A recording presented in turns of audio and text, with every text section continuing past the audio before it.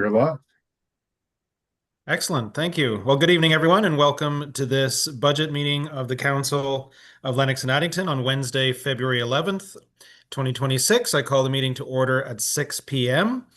Can I have an adoption of the minutes of our regular monthly meeting held January 21st? Councillor Davison, seconded by Councillor Wise. Any edits, errors, or omissions in those minutes? Seeing none, I'll call the question. All those in favor? Motion is carried. Are there any declarations of pecuniary interest or the general nature thereof this evening? Seeing none, we shall move on. Matters for consideration, employment lands strategy. There's Okay. Paul. Okay, thank you, Mr. Warden. So in front of you is just information with regards to the prospective employment lands study. It can be used in consideration for our 2026 budget. So just a quick overview. The employment land strategy is a strategic item that county identified during our planning sessions.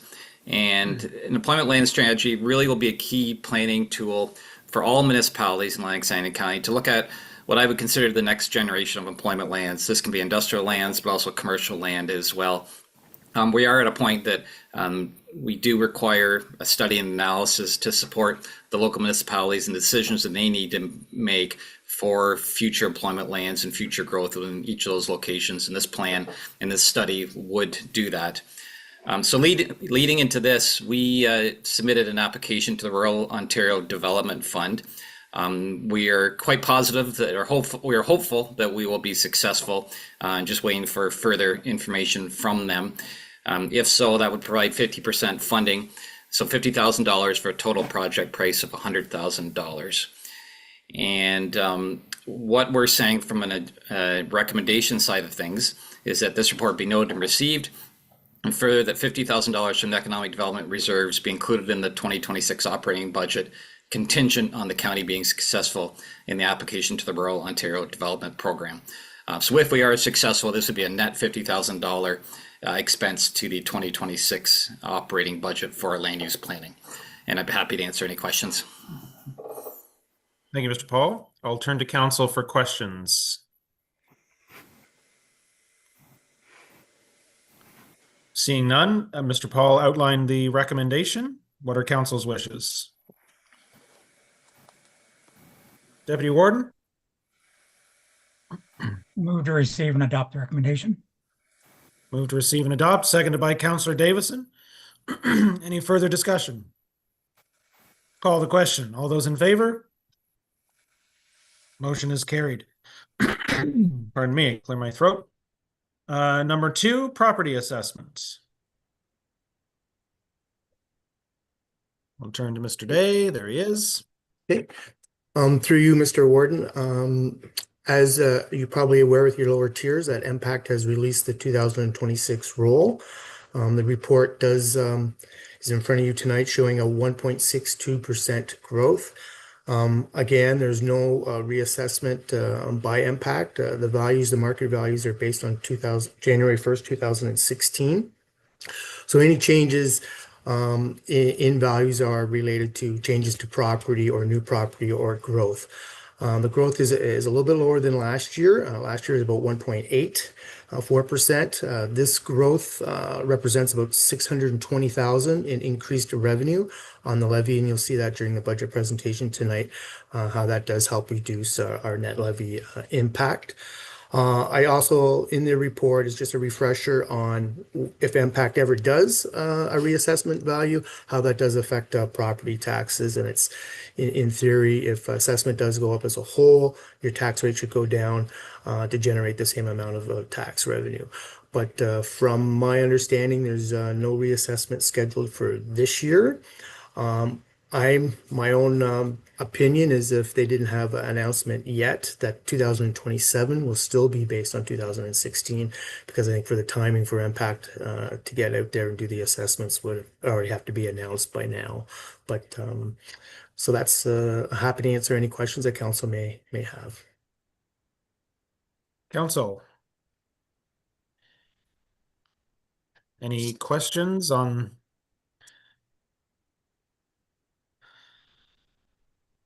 Seeing none, the motion is to note and receive the report. Can I get a mover and a seconder? Mover, Councillor Wise, seconded by Councillor Hook. All those in favor? Motion is carried. Item number 3, 2026 preliminary budget estimates. Okay, through you, Mr. Ward, I'd like to share screen if that's possible, and we'll Yep, of start course. the budget presentation. And just give me one moment here.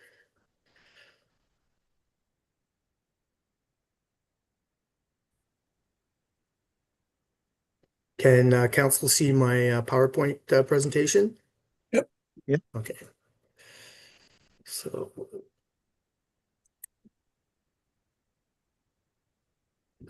okay, through you, Mr. Warden, obviously I would like to thank LSFT and their manager for working diligently in preparing our detailed budgets that you do see before you today.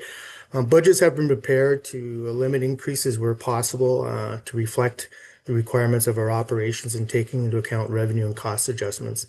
I think SLT is very aware of the economic situation that we're in and tried to come in as lean as possible as we possibly could, look for other revenue opportunities and expense savings where possible. So just as a refresher, just on the process that happens during our budget preparation is finance department updates all the salary spreadsheets with the current pay rates, withholding rates, and benefit rates. And then with the departments that have scheduled hours, they updated their expected hours for staff working out throughout the year and their shift schedules. Each department goes through their budgets and updates accordingly and takes into account, as I mentioned before, the cost adjustments and changes in operations. There's thousands of GLs. I think a couple of years ago, I went through council to show you really the detailed sheets on the budget operations. They're updated, and what you see before you is the summary of those accounts by the expense categories that you're all familiar with. As we go through the presentation tonight, each department will be reviewed and prepared to discuss any questions that council may have. So with that, I'll start the presentation.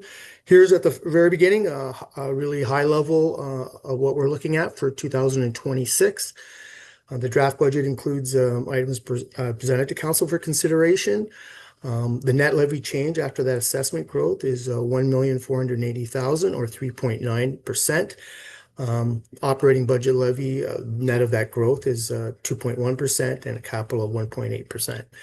And based on the average assessment, a residential assessment of 266,000, the county portion of the property taxes represents an increase of $74.18 from 2025. And just a note, $380,000 change in the levy represents about a 1% increase. This is a summary. We'll see a little more detail by line item by department on the levy changes.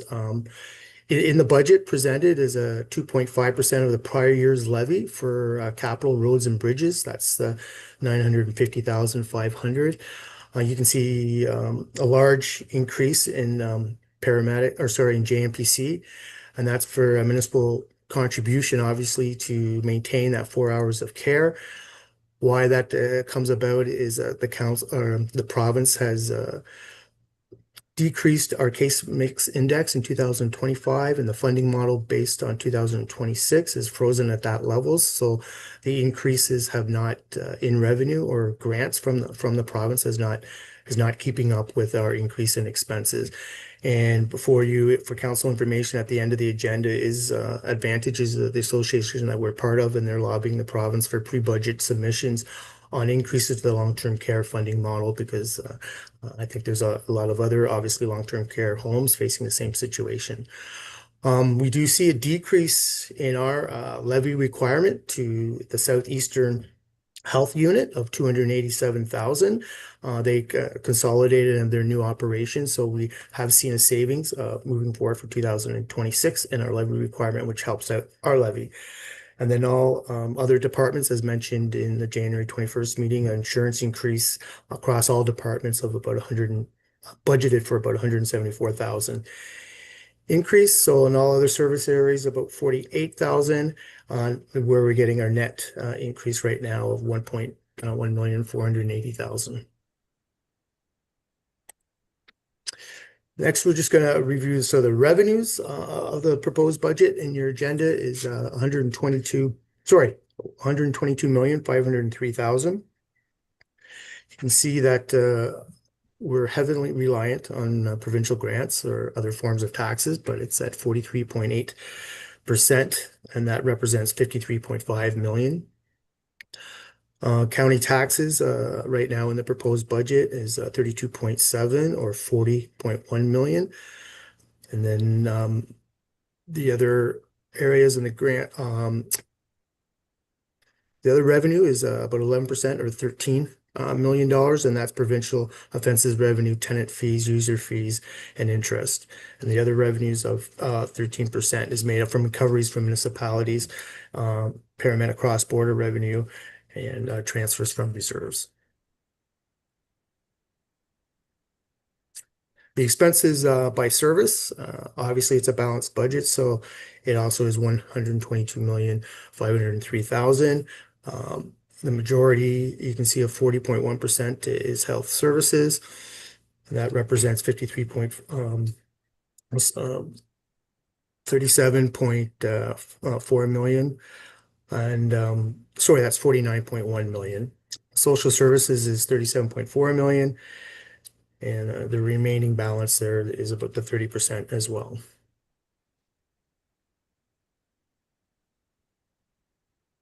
This slide just represents the breakdown of the cost of the average residential property of the 266,000, and just a breakdown by the type of service.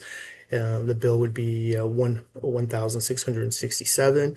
The reason why you might see infrastructure services as a higher percentage on the levy to the individual is because those other programs, health services and social services, are heavily funded by the province. So that's why the levy impact is more reflected there on infrastructure services.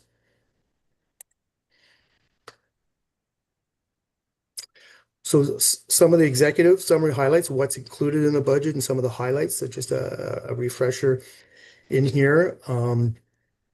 These are found on pages 17 to 18 on your agenda package. So as is mentioned before, it's 122.5 million. 40.1 million is raised through property taxation.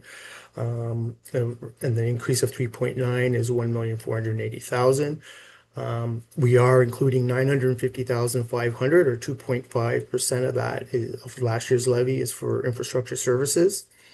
And that relates to an average bill of 1,667.22 or 74.18 from 2025.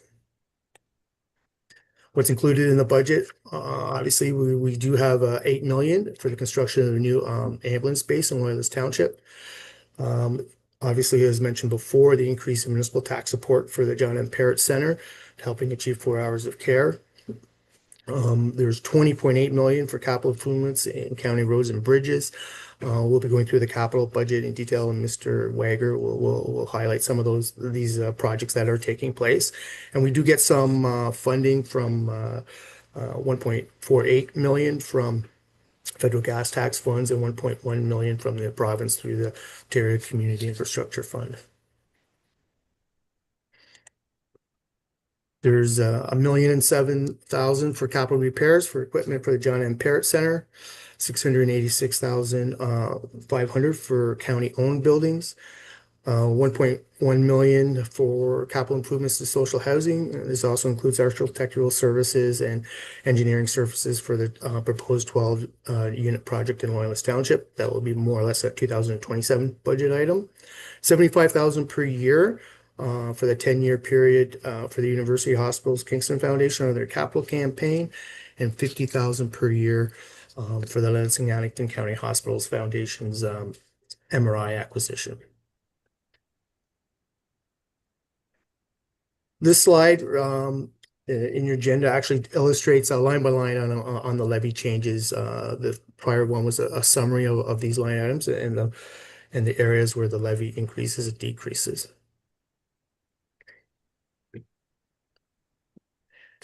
And you can see those changes. The next few slides, we're going to review the asset management values, our reserves, debt, and on our surplus. So, per our latest asset management plan, we have a replacement value of 872 million. And you can see the breakdown of our assets. Obviously, roads and bridges makes up a majority of our assets and their replacement value. The expenditure requirement to maintain that is 35,301,000. And what we at the last time that the asset management plan was updated. And then this actually shows the funding gap in between. It's at 8.6 million. Just to highlight to council that it was about 13.3 million 2 years ago until we did the updated and changes and the improvements that we are seeing through our asset management plan and the initiatives that our departments are taking, especially infrastructure services on their road network and with their buildings and property improvements.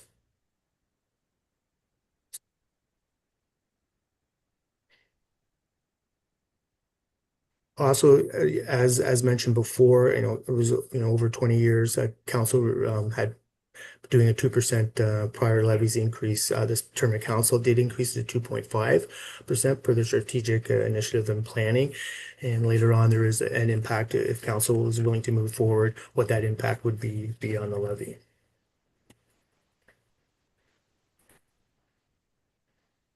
This slide represents the expected 2025 reserves and reserve fund balances.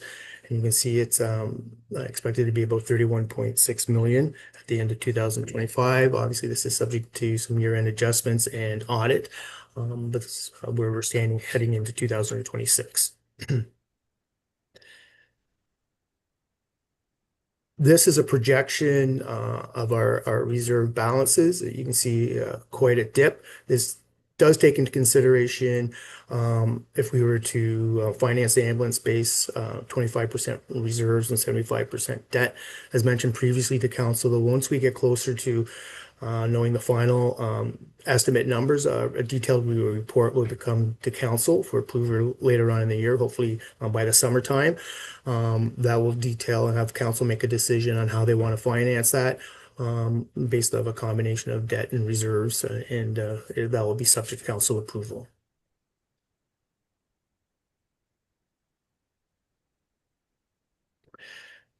Right now, our debt is quite low. That's social housing.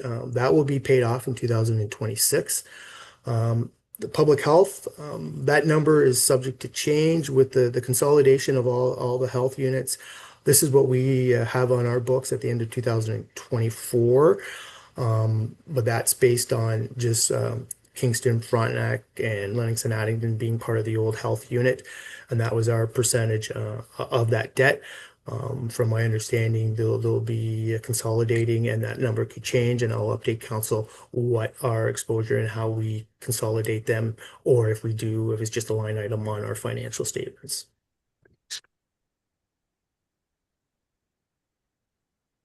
And then again, here is the debt trend.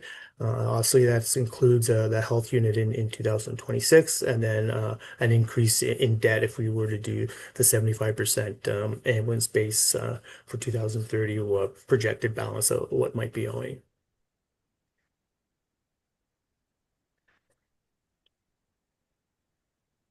And this is an expected surplus as of now of 1.3 million. Again, I just want to caution council that this is subject to year-end adjustments and finalization of the audit 2025 audit with the auditors. Okay. I just want to highlight again for council that in your agenda on pages 33 to 35 has an explanation and for the public on how our expense and revenue items are classified and where we do record our expenses and revenues. And that's how the budget is being presented tonight. So this illustrates our total levy requirement. Again, this is before growth, so that's why you see the 5.5 as opposed to 3.9%.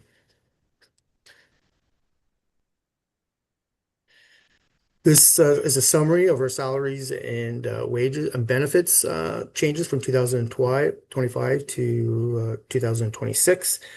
And it's can be found on page 37 of your agenda. It shows the increases, decreases due to we have a 3% in for the non-union and with the union negotiations and settlements that have taken place and with the benefit changes.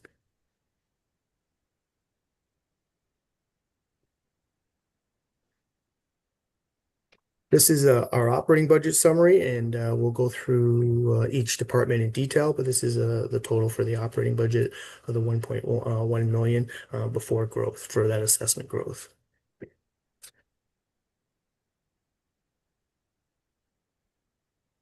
General government, this includes rental and investment income. What we are expecting, hopefully, a supplementary tax increase for some projects that are taking place right now, and they are not on the assessment roll as of 2025. So we're expecting an increase there.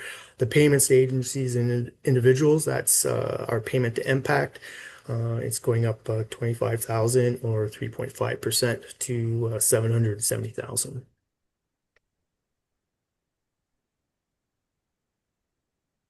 County Council, the budget has been prepared with a wage freeze on your actual salary part, but there has been a benefit increase in costs for your benefits. That's why you're seeing a 2% increase there. And the small expense materials and supplies represents council events and EOWC expected costs.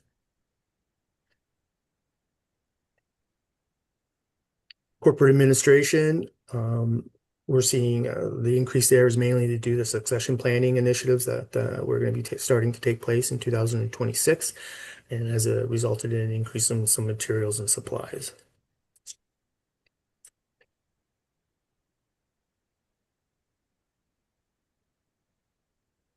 Human resources, finance, and IT. This actually gets transferred out to the other departments. We had the big discussion last year as subscription-based has gone from capital, what once was a capital expenditure is now in operating. These costs do get transferred out to the departments, and it's a combination of total budgets and FTE equivalents is how these departments is broken down.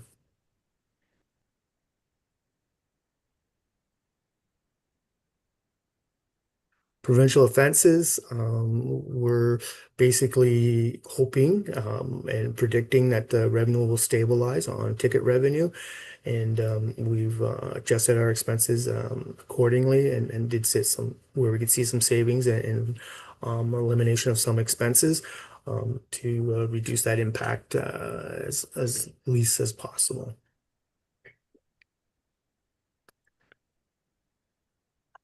Roads and bridges, shows a reflection of their cost increases. You have purchase services. We do have an allowance in there for our roads maintenance contract if we do, which we're having a bad winter. If there's any cost adjustments at year-end reconciliations, that we do have hopefully a buffer in there to help offset that.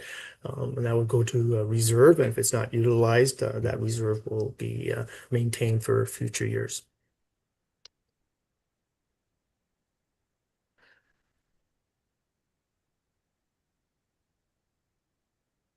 Property services, again, this is for our county-owned buildings. They do get cost out based on staffing and also on square footage, and their buildings gets allocated to the various departments that do have them.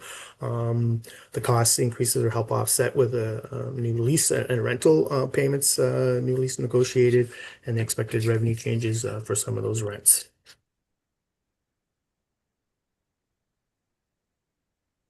Health services, this makes up the southeastern public health. That's where you see the reduction of the 287,000. It also includes the hospital foundation and the Kingston Hospitals Foundation, the donation to those two programs.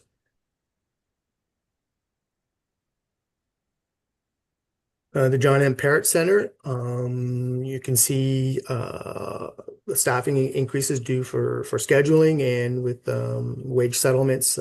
That's where the majority of the increase is.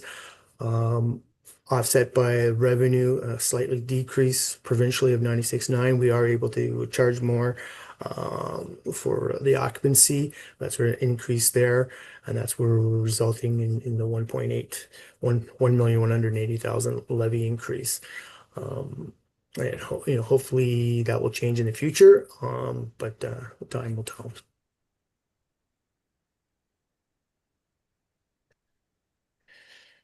Paramedic services, a slight decrease. So that's due to some expected increase in funding based on prior year's budget that we're finally caught up there now. So we are seeing an increase, expected increase in grant revenue of 376,000 to help offset some of those expenses. And there's been some savings in some other areas as well.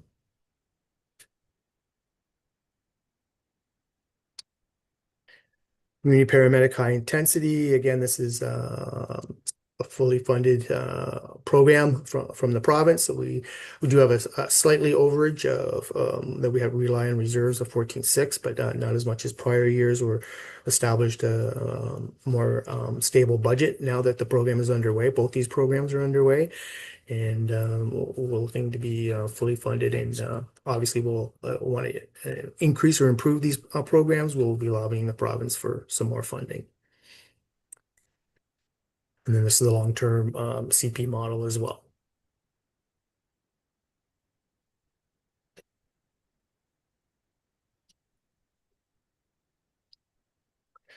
Emergency planning, just some expected increases in the remitter service. That's that for the reason for the increase of the 10,500 for this year.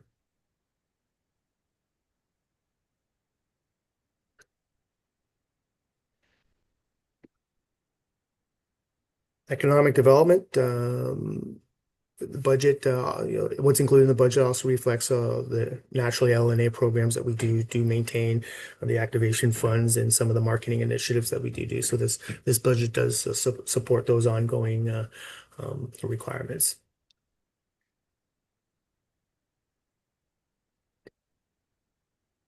Planning, this does reflect was just presented to council on the employment land study has been included in this budget because there would have been no impact on the levy if we do get a grant and a transfer from reserve. And all the other LEAR study and if there's any OP one-time studies that are done, we're proposing that there being a finance from the transfer from reserves. We were able to reduce the reliance on the levy from transfer from reserves from last year. And that's where we're looking at doing that this year. And purchase services basically maintaining the same. So might have some contracted services due to some staffing changes through this year.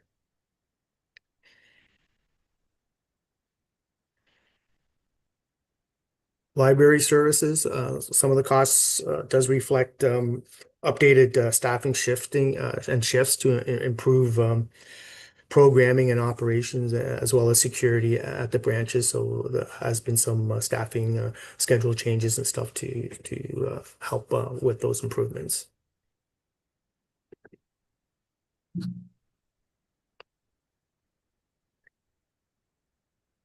Museums, there is a one-time project in here for digitalization of some records, and that's been reflected in this budget as well.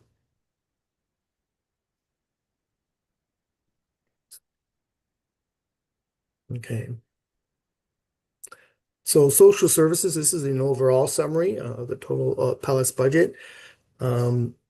Obviously, council is aware that we're the consolidated municipal service manager for Lennox and Addington and Prince Edward County. The program costs are shared based on a formula that takes into consideration the relative share of weighted assessment, property assessment, social assistance caseload, and housing units in each county. For 2026, the LNA share is 63.95, down slightly from last year.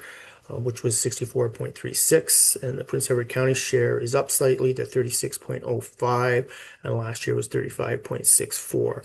So you see their overall social services increase of 2.9%. But the next few slides that relate to the County of Lennox and Addington add up to a levy change of 93,200, or 2.3% is our impact for 2026.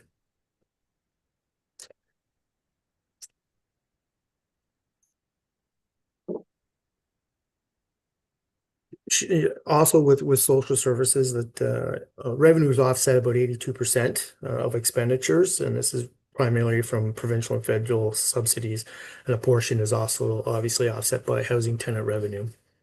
And the purchase services that you see across these lines are mainly associated with social assistance and childcare payments through their providers.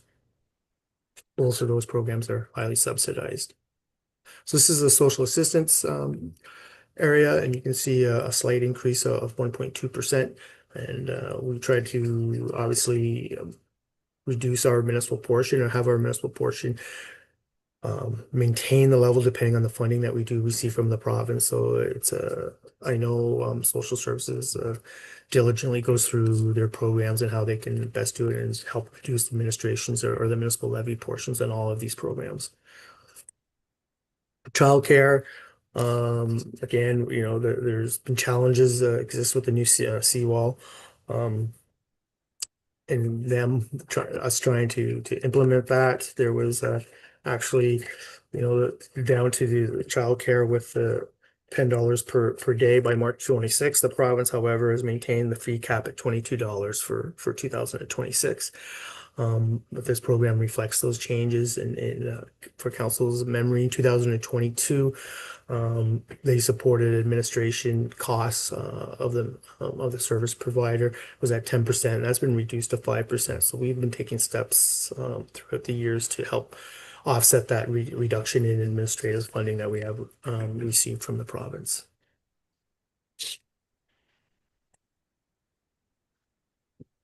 Social housing. You will see the changes there is offset. It's heavily funded from the province. It's also a big contribution from the municipalities as well. Some of the funding is being phased out in 2026 and 27. Tenant revenue accounts for 52% of the social housing operating budget. Some of the costs for operating budget for social housing has been an increase in pest control, and with the introduction of our own recycling costs that we have to pick up that were formerly covered by the municipal recycling programs.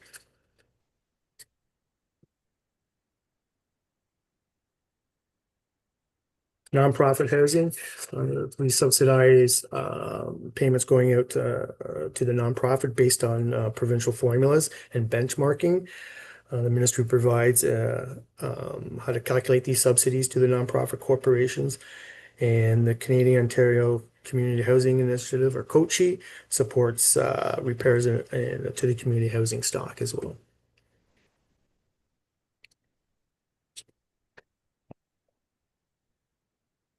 Housing and homelessness. Again, this is heavily funded from the province, as you can see from the grant and the payments out to agencies and individuals. And our municipal portion is 113,800.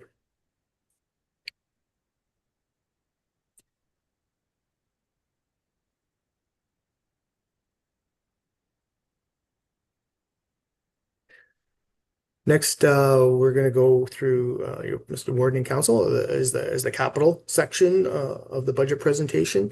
This is the overall capital expenditures based on our categories of materials and supplies and purchase services, and the total capital levy increase of 962,750.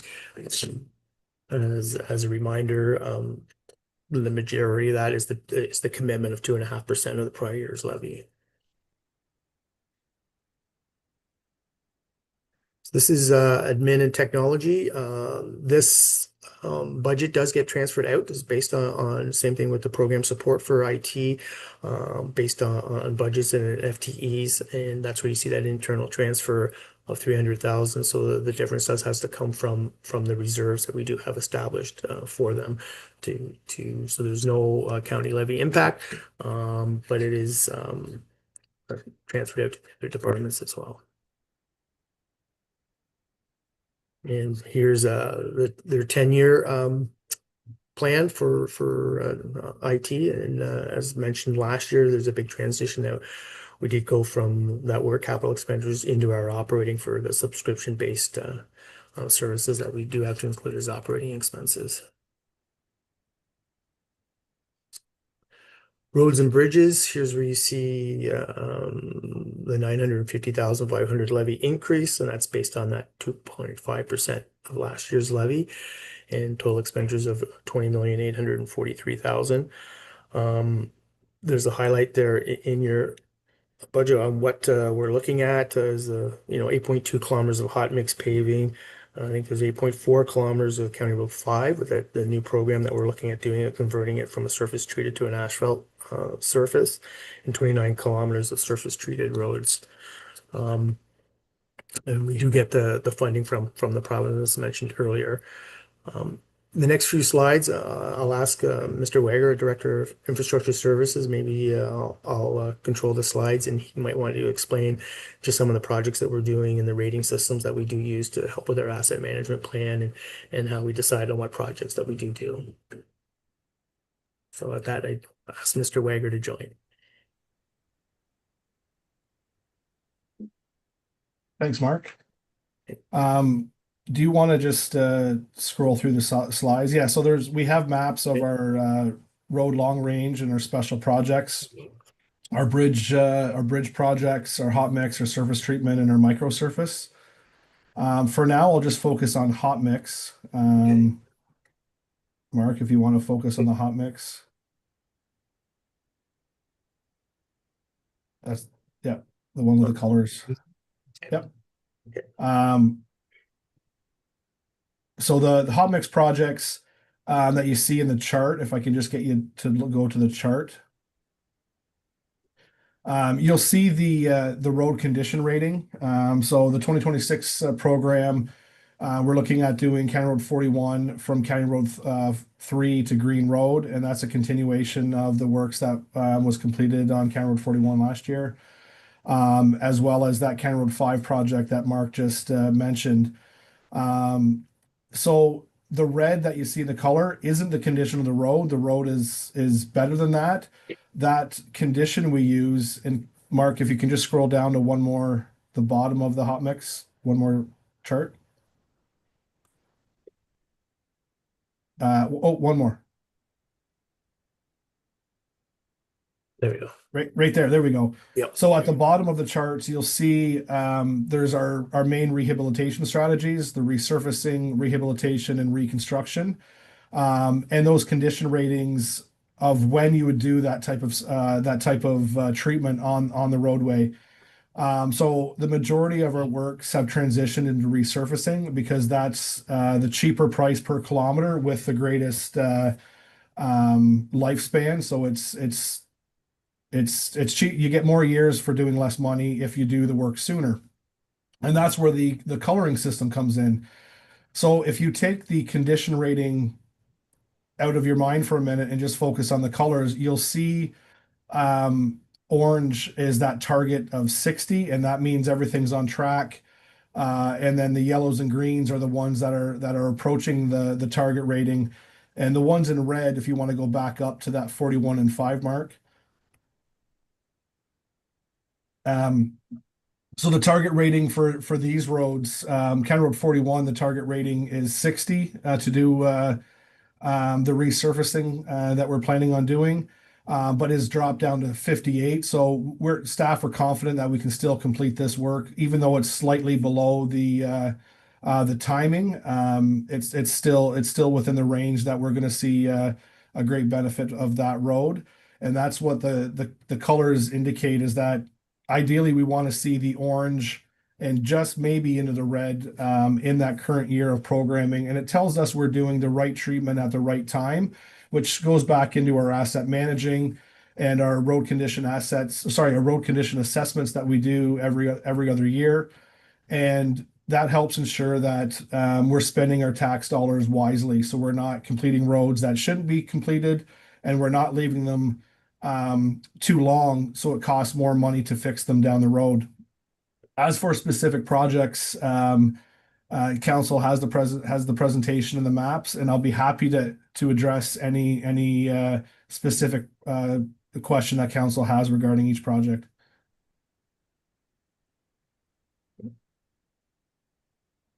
Are you taking those questions now, Mr. Wager? Sure, yeah. Okay. Can I just get the screen to stop sharing for a minute, just so I can see everybody on screen? I'll see if there are any questions, Mr. Wager. Questions for Mr. Wager specific to this section of the presentation? Councillor Calver. You're muted, Councillor Calver. Thank you, through your worship. Mr. Wager, County Road 9, I see there's some of that that's going to be refinished. Can you give me a rough idea where on County Road 9? It doesn't really, unless I'm missing it. Yeah, so it starts at Fitchett Road Okay. and heads west. So in front of your house, Councillor Calver, and continues around out to by Sherman's Point to Bayview Drive and stopping at Civic 4599. And that's it's all of that section is a surface, like a single surface treatment with isolated reprofiling, where we're going to put double surface treatment in and correct the crossfall of the road.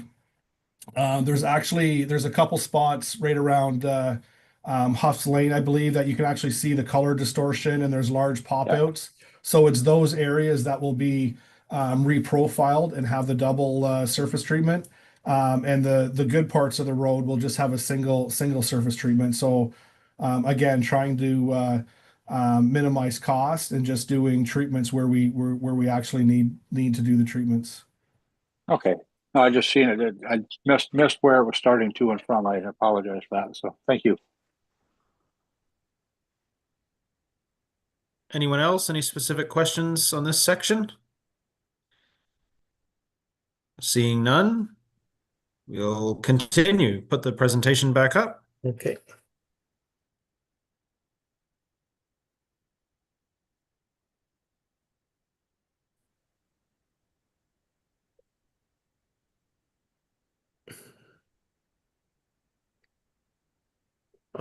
Are you seeing my screen, Mr. Warden? Yep.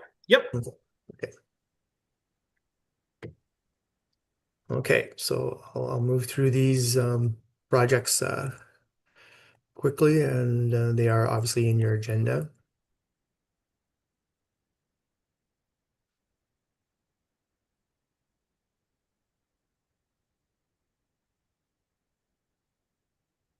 This actually the last page here on this does on the financing and the expenditure totals for the 10-year capital plan, and it's got all the different road, bridge work, hot mix paving, the expected expenditures and total program total. You see that in this column there, and then the funding from gas tax or from reserves or the RCF formula, and then the property tax levy based on this year's tax levy. Property services capital, we're not looking at increasing the levy portion. It's still at 200,200. So there's a reliance of reserves this year of 486,000. Some of the projects that are included on this budget is parking lots servicing at the Amherst Social Services office has reached its end of its useful life and is scheduled for a full replacement. Portion of the acoustic drop ceiling will be replaced at the Memorial Building, and there is one maintenance vehicle and replacement to help ongoing operational and service needs. And there will be planned a new building condition assessments that will greatly help our insight into our future facility needs and be directly used to update our asset management planning. And that's scheduled for 2026. So this is the 10-year plan by location and vehicles and equipment at the bottom there.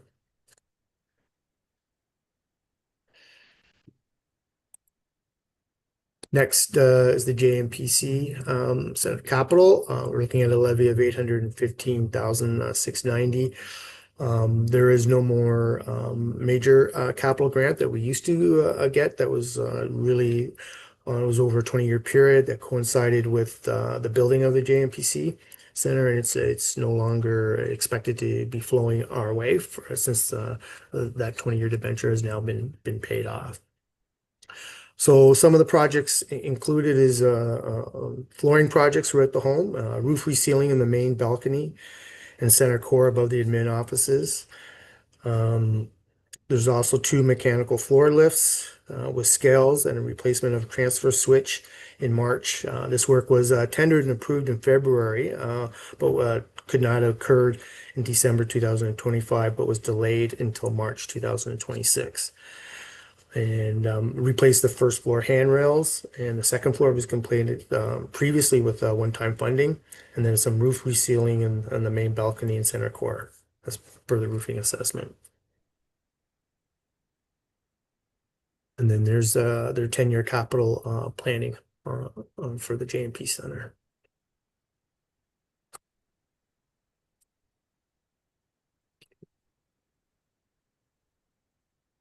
Paramedic services, obviously with the new build, it's 8,735,000. So the 735,000 is the other items. We're looking at replacing 2 ambulance, expanding the use of electronic CPR devices, and obviously the construction of the Loyola space.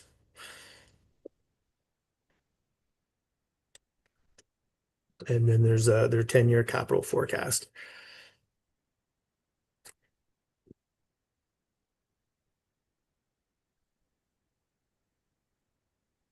Library services, obviously no change in levy for all of these areas that we're looking at. The only change in levy is for social housing and for infrastructure services for roads and bridges. So we're looking at a levy of maintained at 65,000. They're looking at a market space item at the Napanee branch, which will be partially funded from the Napanee Rotary Club, and the new exterior signage at the Napanee and Amherst branches as well, as along with new books and stuff, items for their collection. And then there's their 10-year capital forecast.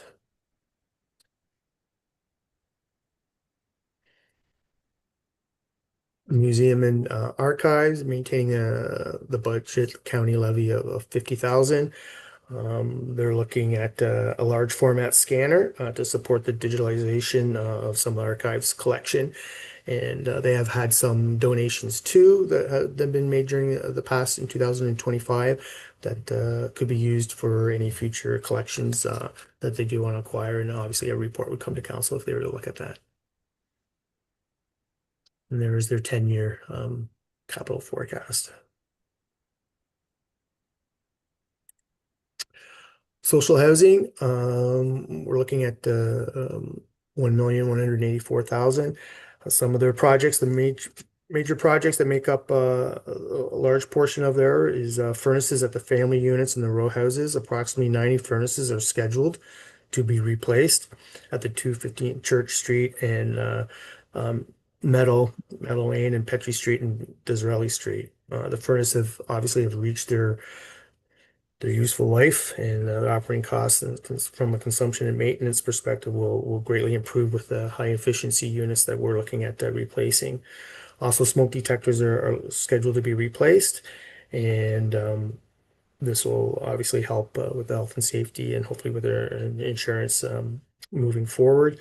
And then HVAC replacement, the rooftop air units will be replaced with the Jubilee apartments. These units are causing problems and have failed and are required to be replaced. Okay. With that, I just wanted to mention further in regards to capital that if you look at page 143 is the amortization expense, the budgeted expense.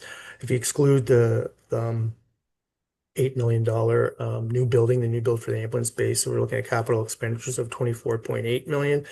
Amortization expense is expected to be around 14.5 million. So this is an indication that on a depreciation basis or amortization basis, the county is keeping up with its capital requirements. But on the other side, though, with the asset management plan, the funding gap and the costs increase on replacing that is getting difficult all the time. Also, I do want to mention the tax rates that are presented in your budget on pages 144 to 146 are based on the same tax ratios as 2025. The next meeting of council, I will be bringing a report on tax policy and ratios and reserve and surplus update report as well as in the past. With that, concludes this portion of the budget review on the presentation and the package that's in there. I guess the next report is the levy impact and some of those enhancements. I can call that report up next, Mr. Warden, if you wish, and maybe that will open up the floor to questions. I don't know if you want me to share my screen on those cost impacts. It's in your agenda, or if you want full screen so you can see everyone, just let me know what you'd like. Sure. If you'd like to proceed with the next report and get through your presentation, and then I'll turn to questions. That way you don't have to flip back and forth on the screen. So you Okay. carry on screen sharing. Okay. So here in your agenda, obviously through prior presentations to council, here is the impact of some of those enhancements that we did talk about or discuss. At the top, you see currently we're at a levy increase of 1,480,246. That's net of the assessment growth, or 3.9%. If we look at the EMS position, we're looking at an increased cost for this year of 41,250. So it's a 0.11% increase, bringing the total impact of $4 and the total impact of $75.88. The IT position that was discussed for this year would be an impact of 33,000, and it represents obviously a 0.09% increase. The overall tax levy would go up to 1,554,000. That's cumulative, and it would be another $1.36 on the average bill to 77.24. The museum position is no impact as it's hopefully be the grant, and if not, then it would come from a transfer of reserves as it's a one-time cost. So we're not proposing to impact the levy with that.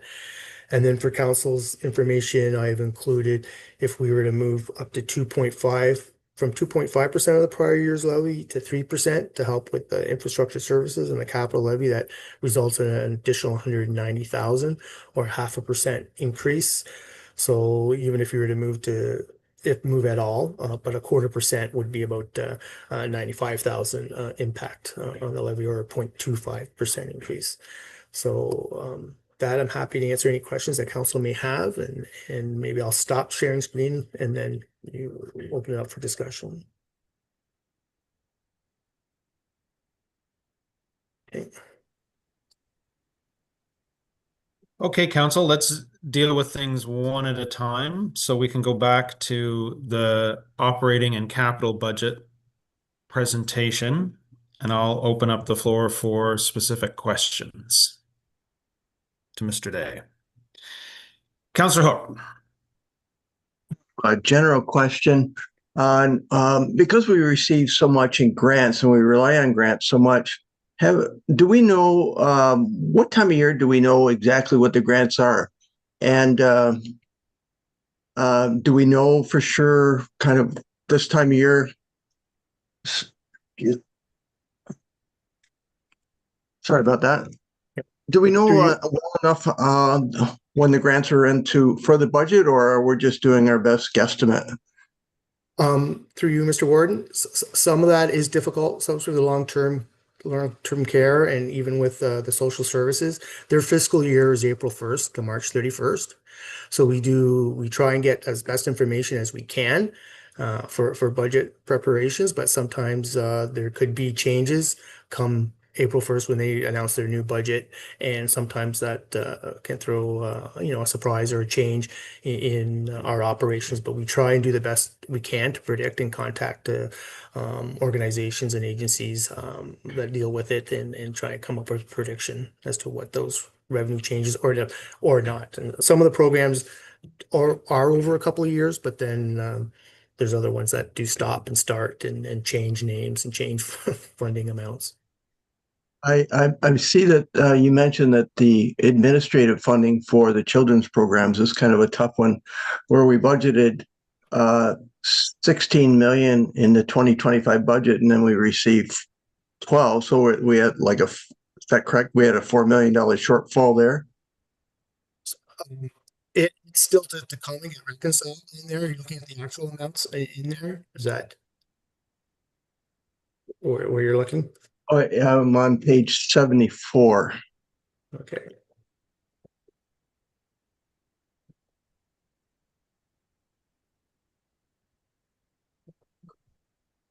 Children's services. Okay. So we're budgeting in 2026 $15 million. I'm just wondering, like, it looks like I just wonder if there's a trend there on children's services and social services that they're not meeting what we need, and it's going to continue to come out of reserves each year.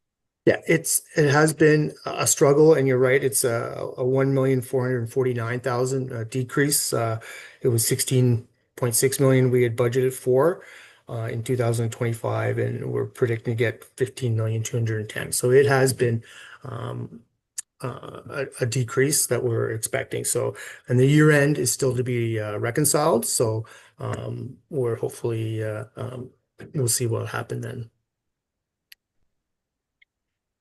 Thank you, Mr. Warden. Councilor Hook. Others, questions?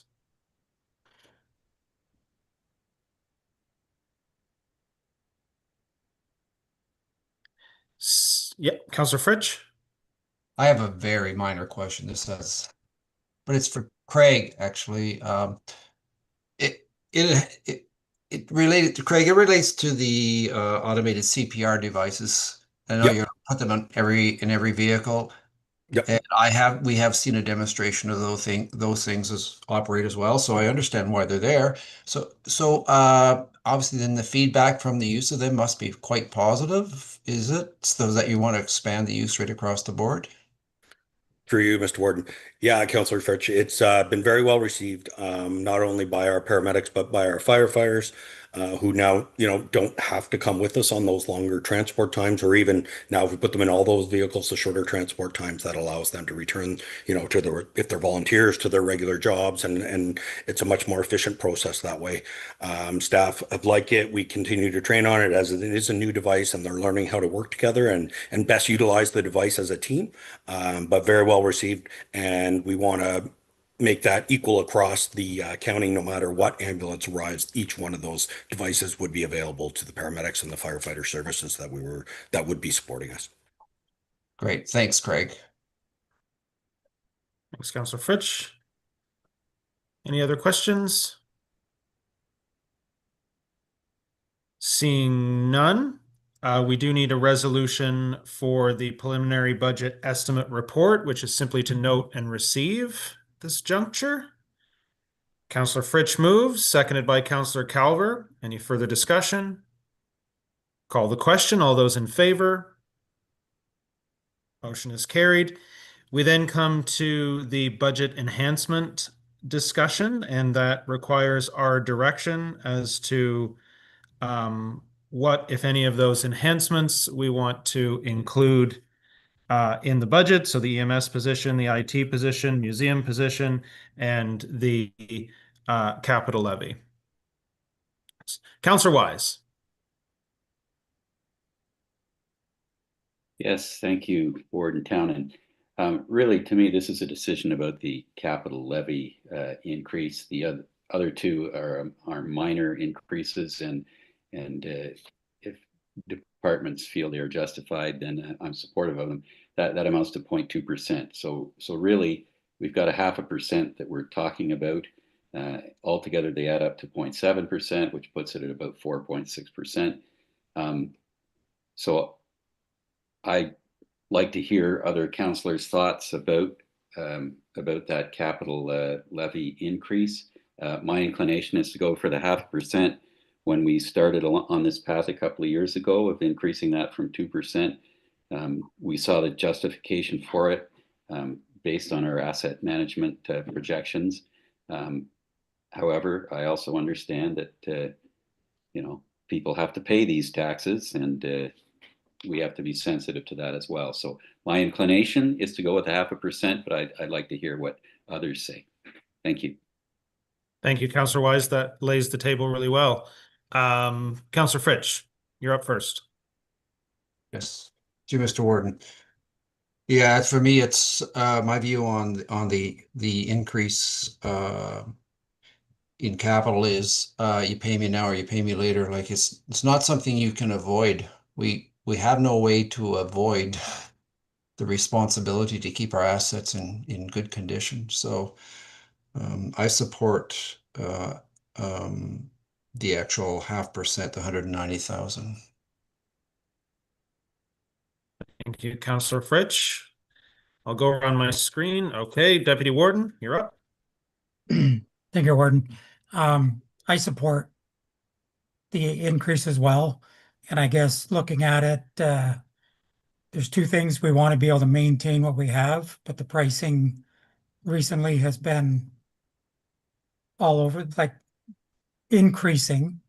And the future, I don't want to see us fall behind too far. It's going to cost a lot more to catch up later. So if we can keep up now, then as the increases come along as well, we'll be able to keep up with that. So I'm in favor of the increase. Thank you, Deputy. Others? Councillor Davison. Yeah, it's going to be a hard bite to chew on, but I agree with what Tony said. It's pay me now or pay me later. So I think we have to go with it.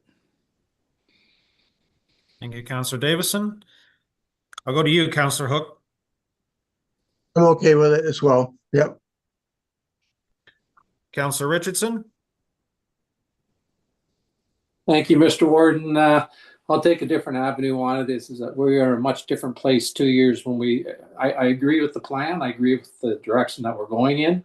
It's just that a lot of things have happened in the last year and a half that I don't think any of us are expecting. And I think it's going to be an extremely tough year this year.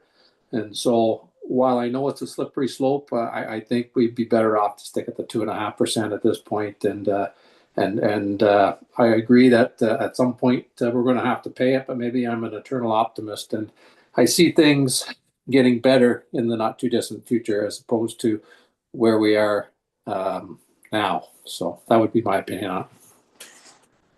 Thanks, Councillor Richardson. Lastly to you, Councillor Calver. You're on mute. I'm on mute. Yeah, I'm actually in agreement with everything I see here, so it looks good. All right, very well. So there does seem to be a consensus with notwithstanding Councillor Richardson's dissent on the capital portion. But so can I get a motion on the floor? So the motion is to note and receive the report and then indicate the direction for the increases. Councillor Wise, or the enhancement, sorry. Yeah, I will make the motion to receive the report and to approve the enhancements as documented in the report. So moved. Is there a seconder for that? Deputy Warden, further discussion on the motion? Everybody's said their piece. Then I'll call the question. All those in favor? All those opposed? Motion is carried.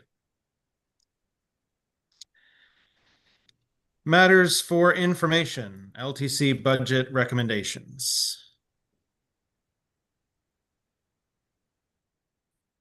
There's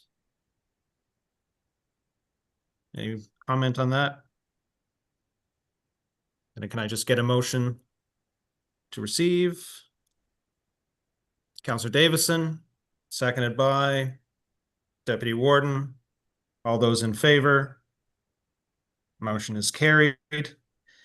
Any statements by members this evening? Any notices of motion? Councillor Wise. Yes, thank you, Warden. As I'm sure you're all aware, there's a significant amount of public discussion on social media, in the press, and so on about the Alto high-speed rail project. This has kind of caught up to us in the last couple of months in the southern part of the county, particularly in the southern part of Stone Mills and in our neighbors to the east and west.